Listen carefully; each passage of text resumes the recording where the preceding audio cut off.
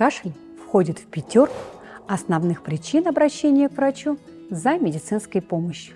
Самая частая причина его появления – респираторные вирусы.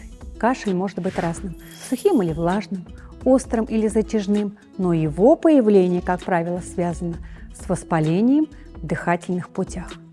К тому же причиной кашля нередко выступают больное горло или нос. Довольно часто детям сразу начинают давать муколитики. Их действие направлено на разжижение и выделение густой мокроты. Однако у детей первых 5 лет жизни кашлевой рефлекс несовершенный. Попросту говоря, им не хватает сил откашляться.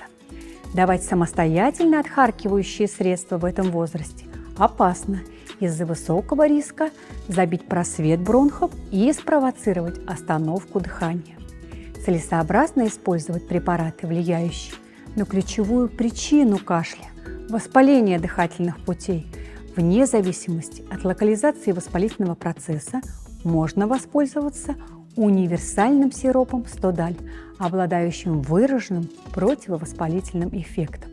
И к тому же комплексный состав препарата дополнен противокашлевым и противомикробным действием.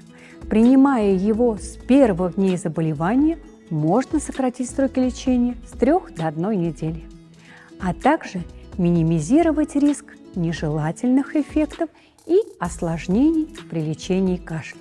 А высокий профиль безопасности позволяет использовать его уже с рождения.